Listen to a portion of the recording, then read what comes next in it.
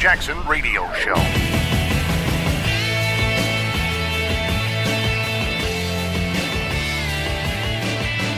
All right, everybody, welcome back. Kevin Jackson here. Fallout from the UN speech is still, it's worldwide. The UK are mad at Donald Trump. Everybody, Austria, they're mad. Oh, who's Donald Trump? Come over and talk smack, blah, blah, blah. He's a president of the United States. America first, baby. That's what I'm saying up in here. I love it. You know what's so funny? America first. We should all be overjoyed that a president would say America first. Woo-hoo-hoo. And we have people complaining. Can't believe you'd do that. And let me tell you the difference between the Republicans and the Democrats. Certainly this regime and the previous African dictatorship. The First Lady of the United States said this: "We must never miss an opportunity to teach life's many ethical lessons to children. However, the Democrats say we must never let an opportunity go to waste." Meaning a crisis. A crisis go to waste, not an opportunity, which they consider crisis and opportunity one and the same. That's the difference. Donald Trump and Melania are not looking for crisis. In fact, they're doing their best to say, let's avert them and let's just move on. Certainly her husband is. And by the way, I didn't elect Melania Trump. No offense to the ladies, no offense to the first ladies. And if we were to elect a female president, hopefully a good one, I wouldn't care who her husband is. I don't care. I wouldn't care if he used to be a Chippendale stripper. I wouldn't care. I would have elected that woman. Okay. So that being said, I appreciate what Melania says, but I didn't vote for her. But if she represents, I will tell you. And I don't think you'll ever hear come out of her mouth something along the lines of, for the first time in my adult life, I'm proud to be an American or whatever. When she got her citizenship, she was proud to be an American. And I don't know if it had anything to do with Trump. I don't know when they met, but I bet you the minute she got that citizenship, she was like, hallelujah. I have a friend. He's from Bulgaria.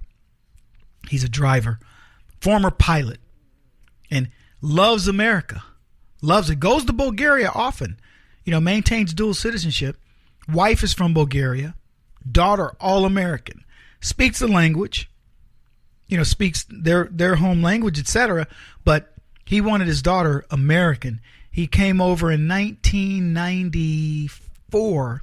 I believe he said it took him 5 years to become a legal citizen of the United States. 5 years. Took the test, had to speak the language, blah, blah, blah. Happy to be here, making a living, paid off, has no debt. I mean, we talk all, he's like, yeah, well, Kevin, I live modestly. He goes, we bought this house, we made a little money. Eventually we bought the place we live in now, completely own it, outside of taxes. He goes, it allows us freedom of movement. He goes, some of our friends, they have big houses and they're slaves to them. We want freedom of movement. Their daughter's in swimming. She's doing all these things. They go home to Bulgaria. He says in the summer, they will take the entire summer off. He's got that kind of freedom in his job. He goes, we'll take the summer off, go visit family in Bulgaria, or we'll go do something fun for us. He loves to ski. He's a good skier. But he's living the dream. Good for him. And that's what we're supposed to be doing. And we're supposed to be teaching others how to do that. This is a guy, he admittedly, he says, well, Kevin, he goes, man, you know me. He goes, at 30, I was lazy. He goes, I was lazy. He goes, I wasn't ready for life. And then he goes, and then I come to a new country. Because, we were talking about why he didn't marry sooner. He goes, well, I didn't. He goes, I was loving being a bachelor. I was lazy. I didn't feel like a woman was going to want to be with me as in the state I was in. So he goes, I didn't chase him. He says, I got here to the United States.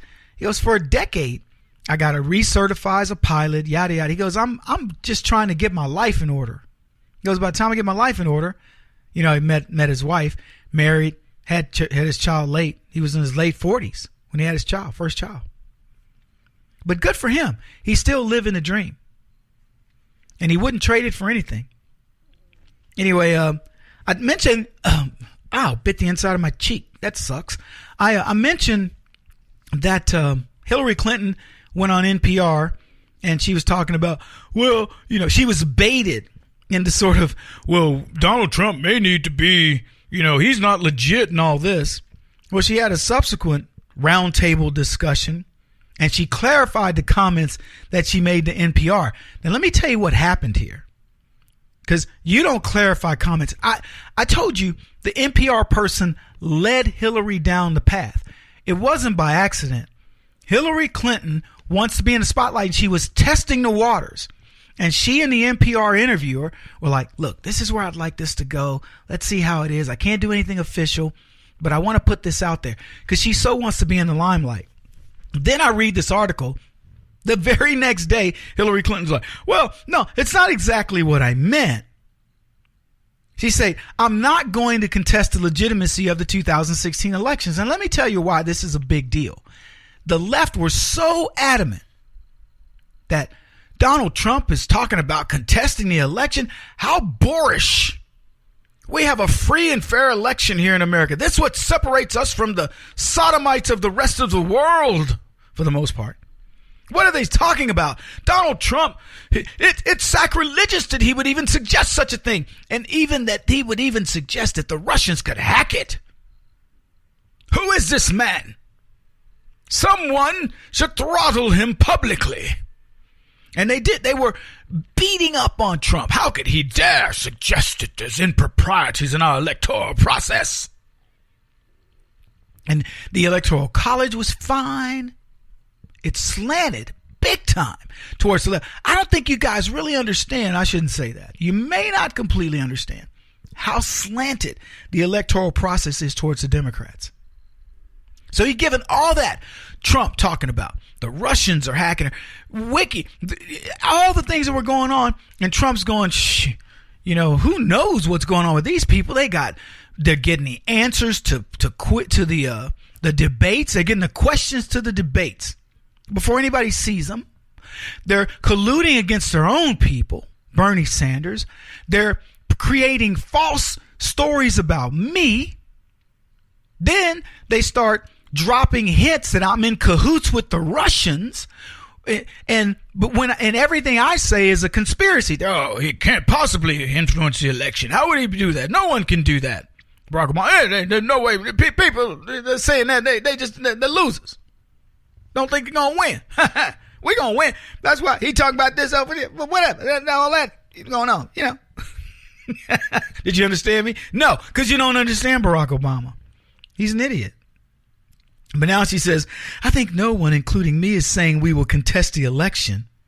I'm in a very large group of people who believe that, there's no legal basis, no constitutional basis for that. She still leaves the idea that, but I'm still kind of the president.